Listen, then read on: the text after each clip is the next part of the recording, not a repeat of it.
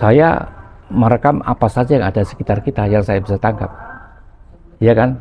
Karena kalau sekarang saya tangkap itu, saya mulai dengan usia seperti ini ada keterbatasan untuk bisa berjalan dan sebagainya. Pak, kira-kira sudah berapa tahun Pak memotret? Saya memotret itu mulai dari zaman mahasiswa. Kira-kira mulai dari tahun 1968. 1968? Nah, saya mahasiswa itu angkatan 69. Jadi kelas 3 SMA itu saya dapat kamera dari orang tua saya coba-coba, kok saya suka gitu, saya lanjutkan. Jadi berapa tahun tuh? Berapa tahun ya? 55 tahun. Udah terlalu jauh Pak. Sampai sekarang masih motret juga Pak ya? Saya salut sama Bapak gitu. Iya. Tapi dari dalam momen pernah berpikir untuk berhenti memotret nggak Pak? Nggak pernah, ya nggak pernah. Karena kan ya, selain itu saya suka kepada memotret itu juga bagian dari hidup saya karena saya mendapatkan penghasilan dari situ. Berarti alasan Bapak Fendi bertahan untuk memotret karena satu tadi ada suka dan ada penghasilannya juga. Oke. Terus kalau saya mau nanya Pak, makna fotografi itu sekedar estetika atau teknik Pak? Teknik itu hanya sebuah alat persyaratan saja bahwa sekarang ada teknik fotografi dari awalnya kita menggunakan analog, kemudian berkembang menjadi digital. Itu teknis memang harus dikuasai. Tapi dari estetika itu memang persyaratan yang utama karena kita memotret itu sebetulnya itu adalah membuat framing, bingkai dari apa yang kita lihat. Kita lihat seperti ini, luas kelihatan segitu ya. Tapi kamera sekarang pakai lensa apa? 50, cuman segitu. 28 bisa segitu. Jadi itu sudah ada di kepala. Dan itu adalah bagian daripada pembingkaian apa yang kita lihat. Ya, lebih panjang lagi dia bentuk menjadi komposisi. Ya. Itu jadinya menjadi estetika. Ada nggak ini Pak, satu foto yang membuat Bapak tuh menjadi personal banget lah gitu, hasil karya Bapak? Rata-rata hampir tidak ada ya, karena begini, saya pada waktu selesai dari SMA itu mengambil perguruan tinggi itu dari jurusan komunikasi, ya.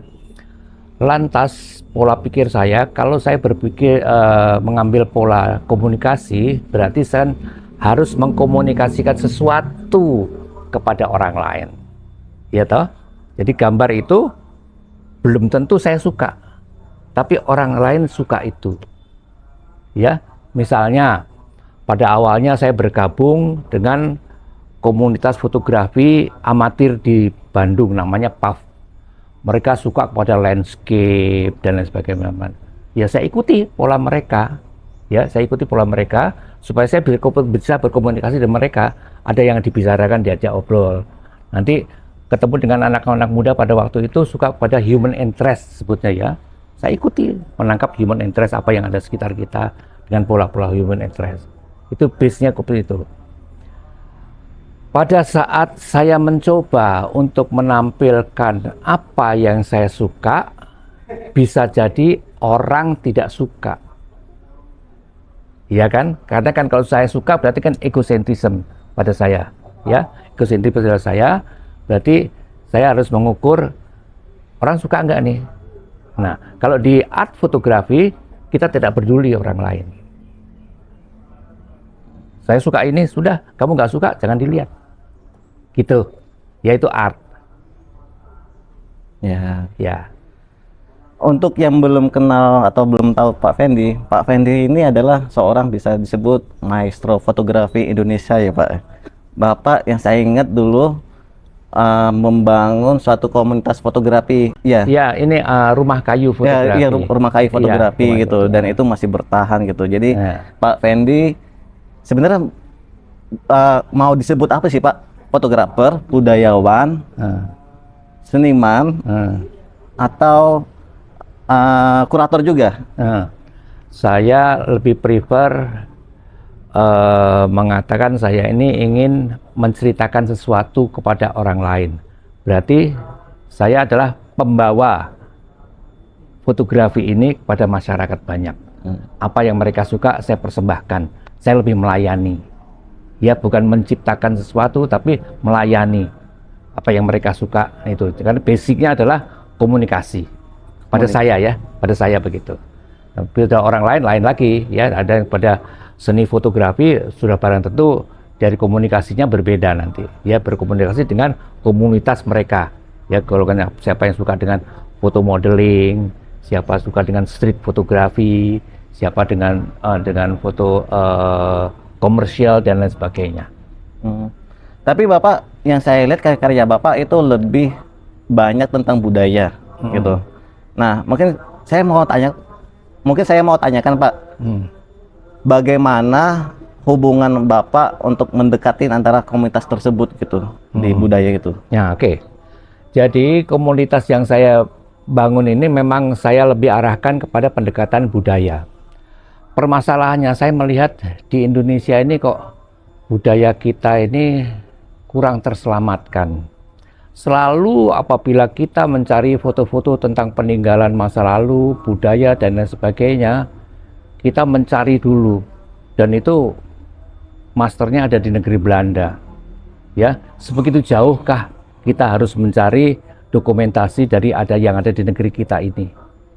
Maka saya ajak kawan-kawan ini untuk ikut melestarikan budaya itu, ya, menangkap apa-apa yang terjadi di sekitar kita, terutama budaya-budaya yang original, yang masih tradisional, bukan budaya-budaya yang bentuknya seperti festival. Kalau festival kan bentuknya sudah ada kolaborasi antara kita dengan luar, dengan Jepang, dengan Cina dan sebagainya, mencari pasar yang ada di luar.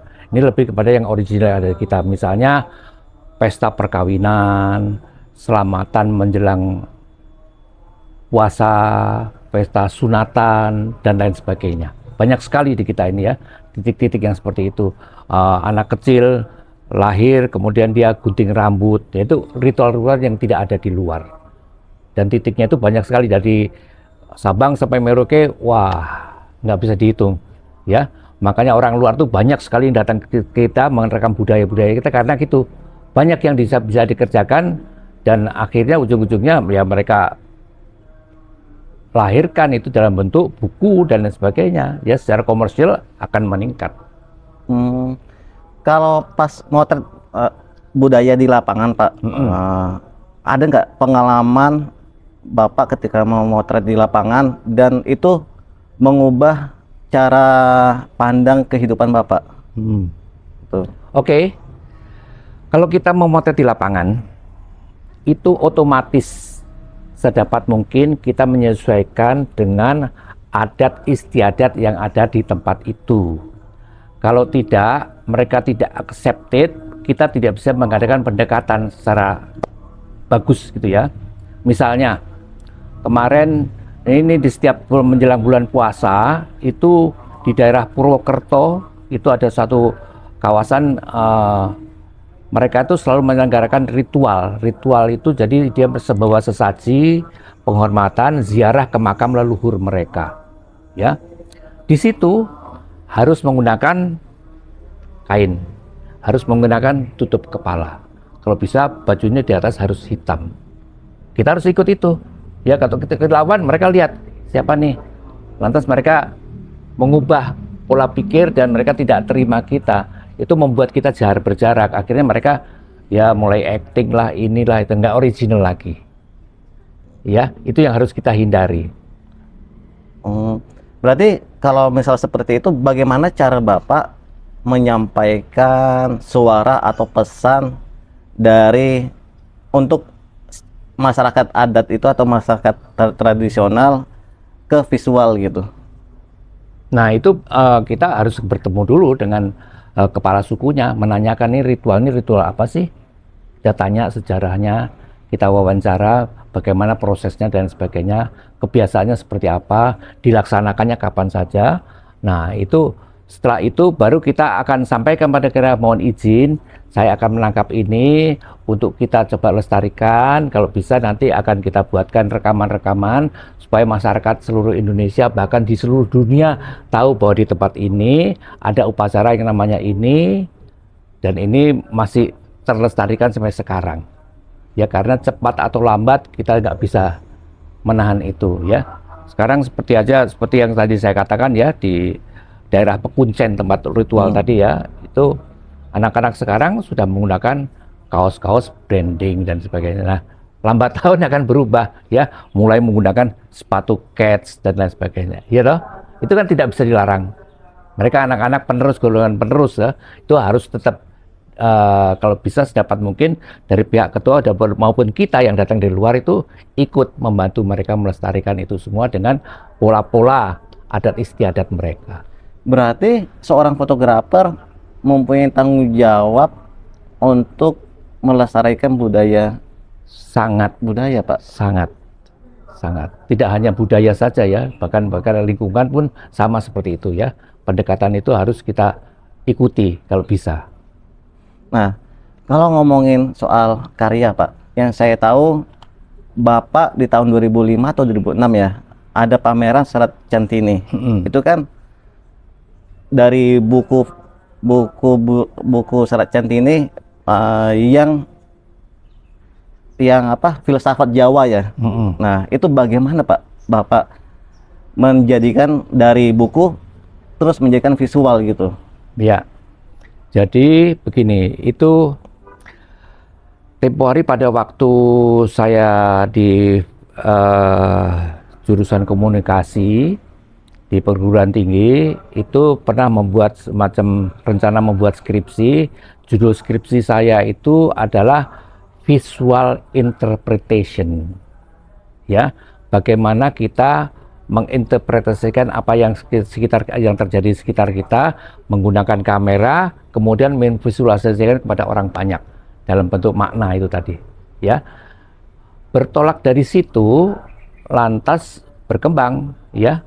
Kira-kira kalau saya ingin membuat ini kan kalau Serat Centini ini kan sekarang yang karena produsernya dari luar negeri, tentu saya berpikir ini saya harus menggunakan kacamata luar karena dia diterbitkan dalam bahasa Inggris. Apa yang membuat masyarakat luar itu tertarik kepada budaya kita? Itu kacamatanya berbeda. Berarti ada pertimbangan politik juga Bapak pilih untuk karya Serat Centini itu? Sebetulnya bukan politik sih. Kalau disebut politik kan nanti kan ada permasalahan lebih panjang lagi ya urusannya. Ini lebih kepada masalah komunikasi. Ya, komunikasi kepada siapa kita akan sampaikan ini. Ya, kita akan memotret untuk anak-anak ya. Kita harus mengikuti selera anak-anak sekarang itu seperti apa. Kita akan mengkomunikasikan kepada masyarakat orang-orang sepuh. Mereka tuh seperti apa. Kita akan mengkomunikasikan kepada penyair-penyair, ya kita akan sampaikan ini loh yang disukai penyair-penyair seperti ini foto-fotonya, sehingga pada waktu kita sampaikan foto-foto tersebut lantas timbul di ide penyair tuh, wah ini foto oke, saya akan bikin prosa lirik seperti ini berdasarkan foto ini, nah gitu bentuknya. Terus bagaimana Bapak melihat antara hubungan pelestarian budaya sama wacana kebijakan publik? Kan itu sangat berbeda kan Pak? Iya. Gitu. Bagaimana Bapak melihat itu? Ya ini tadi ya, itu sebetulnya bukan berbeda ya. Si kebudayaan ini otomatis dia akan mencoba menyesuaikan sesuai dengan pasar yang ada sekarang. Misalnya di Jember itu kan penari sana kan penari-penari khusus ya tentang yang ditarikan oleh perempuan banyak sana. Tiba-tiba Pemda daerah tersebut mengadakan bentuk tarian dengan 1.000 orang banyaknya. Pasar yang dicari ya. Tapi secara original kehidupan mereka itu seperti apa sih? Ya toh, sebetulnya seperti apa? Apakah semewah itu? Tidak. Itu yang harus kita kejar. Ya toh, bisakah kita sesuaikan dengan itu? Sekarang polanya adalah pola dengan penari, disebutnya itu 1000 gandrung ya. Gandrung itu penari-penari khusus di Banyuwangi sana. Tariannya bentuknya seperti ini, dibuat sedemikian rupa. Musik-musiknya juga agak seperti ini. Tentu seperti maestro-maestronya mereka harus menyesuaikan dengan apa yang direncanakan oleh pihak penyelenggara. Ya toh? Kalau kita ingin tahu bagaimana tarian yang originalnya, kita datangi rumahnya. Rumahnya seperti apa? Oh, ternyata kehidupan dia itu seperti ini. Cara dia bersolek, make upnya seperti itu, gitu. Nah, itu menjadi suatu pemikiran sendiri. Apakah kita perlu mempengaruhi apa? Mereka sudah tahu. Oke, ini proyeknya ada proyek dari mana? Dari UNESCO misalnya ya. Ya, UNESCO maunya apa? Mau yang original apa yang set up? Begitu toh. Dari Pemda maunya apa? Maunya set up dengan 1000 orang ini, ya sudah, dia harus menyesuaikan diri dengan orang banyak. Nggak mungkin dia menari dengan gaya sendiri, yang lainnya bentuknya yang sudah disetting oleh pihak penyelenggara, tidak mungkin. Iya toh, itu kebijakan mereka sendiri. Nanti akan berkembang, biasanya kalau sudah begitu, pasar dalam hari ini ya sangat menentukan ya, karena biar bagaimana itu memberikan penghasilan kepada mereka. Ya, kalau memang harus bikin festival, ya sudah. Tapi tolong kita sampaikan, tolong yang originalnya nah itu yang kita tangkap. Bu, bisa nggak? Atau Pak, bisa nggak Bapak menari yang aslinya itu seperti apa sih? Kita rekam, kita selamatkan itu. Kalau kita lihat Pak di zaman sekarang, untuk kuliah atau masuk jurusan fotografi itu masih relevan nggak Pak di dunia digital ini? Relevan, tetap ya, basic fotografi tetap harus dipelajari. Cuman secara teoritis kalau saya bilang yang ada di kita ini kurang mengutamakan mengenai masalah makna fotografi itu sendiri. Ya, apa yang harus dikembangkan itu kurang didapatkan. Karena pada akhirnya seperti tadi yang saya katakan, bahwa kita akhirnya memang harus mendalami. Kalau sekarang dunianya sudah dunia digital. Digital atau saya tidak membatasi pada masalah digital aja, nanti perkembangannya ada AI, artificial intelligence dan lain sebagainya ya. Itu tidak bisa direm. Semua perkembangan teknologi itu kita tidak bisa rem. Kita harus mengikutinya, bentuk itu. Tapi hasil akhirnya seperti apa? Dan intinya seperti itu toh. Sekarang tentang budaya, ya adanya. Sekarang kita rekam bentuknya memang pada kondisi sesungguhnya itu tidak memadai, misalnya ya tidak ada sesuatu yang tidak baik dan sebagainya. Ya itu kalau kita bisa sesuaikan dengan menggunakan artificial intelligence, ya nggak ada masalah. Misalnya sekarang kita membuat film yang kami buat kemarin ya tentang Raina Bokiraja. Itu tentang seorang petinggi perempuan di daerah Ternate sana. Secara data kita sangat sulit mendapatkannya. Bentuknya seperti apa, wajahnya seperti apa, tidak bisa. Ya kan, harus kita detect, menyesuaikan dengan gambar yang ada. Gambar kita dapatkan cuma satu, mirip dengan ini, kita cari. Akhirnya kita dapatkan, kita kembangkan menggunakan AI. Memang program itu, tapi basicnya kan tetap pada research yang itu sendiri kita kembangkan. Nggak bisa kita ngarang sendiri, oh ini wajah ini bikin cantik dan sebagainya, nggak bisa. Ya sesuai itu. Nah kita carikan sekarang ya, kita kembangkan dengan model-model yang ada. Itu kita carikan menyesuaikan dengan data-data lama yang kita temukan. Gitu kira-kira. Nah kan sekarang AI udah jauh lah Pak, digital ini. Bagaimana, atau saya mau lihat cara pandang Bapak lihat perkembangan AI ini bagaimana Pak? Apakah itu sangat membantu atau cukup bisa manipulasi? Kalau menurut saya teknologi itu tidak akan memanipulasi ya, sejauh kita menggunakan sesuai dengan prinsip-prinsip yang akan kita pakai di dalam prinsip fotografi dan sebagainya. Fotografi pada dasarnya itu kan imajinasi. Ya, kita sekarang sudah terbiasa dengan frame bingkai yang ada pada kamera. Nih, seperti ini. Lensanya kita gunakan lensa wide seperti ini. Ya. Imajinasi manusia ini kan tidak bisa dibatasi. Iya kan? Kita membayangkan apa? Saya katakan kepada Anda sekarang, di meja ini ada semut. Apa yang Anda pikirkan? Semut dengan kepala yang besar, semut rang-rang, semut kecil yang berserakan, kan tidak sama. Anda berpikir seperti itu, saya akan berpikir lain. Imajinasi itu tidak ada remnya. Sekedar AI saya belum berhenti. Mungkin kedepannya ada medium AI, ada super AI, ada bla bla bla AI dan lain sebagainya. Mungkin namanya sudah berubah lagi. Tapi imajinasi kita ini tetap berjalan. Tetap kita yang mengendalikan itu. Kita tidak bisa takluk. Tapi ada orang-orang yang memang tidak kuat di dalam berimajinasi. Biasanya kalau imajinasi sebagian besar itu kan dikuasai oleh para seniman ya, karena dia biasa ngelamun lah, ngopi-ngopi, ngobrol, wah, berkembang bla bla bla bla bla. Nah, ini dikembangkan, disesuaikan, terbitlah dalam bentuk gambar-gambar yang menjadi manipulasi. Misalnya dikembangkan, ini wajah saya dibikin cantik gini ya. Itu kita tidak bisa rem. Ya karena tetap mereka mencari pasar, ingin mencari teman, gua cantikin mukaku biar banyak yang seneng sama aku. Begitu lihat tampang aslinya, ya kayak begini, kecewa dia. Ya. Tadi Bapak sampaikan perkembangan teknologi sudah sangat pesat gitu. Menurut Bapak, apa sih, ada nggak sih fotografer itu masih bernilai nggak sih untuk di perkembangan teknologi ini?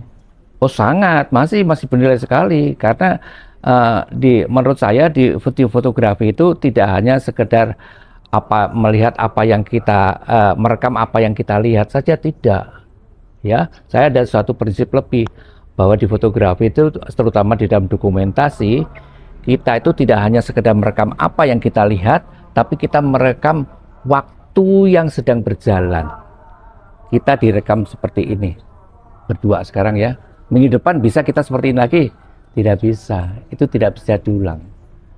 Jadi yang kita rekam itu tidak hanya sekedar apa yang kita lihat, tapi kita merekam suasana, merekam waktu yang sedang berjalan, yang tidak bisa berulang walaupun hanya 1 detik. Ya. Ibarat kata membukukan waktu ya Pak. Iya, betul.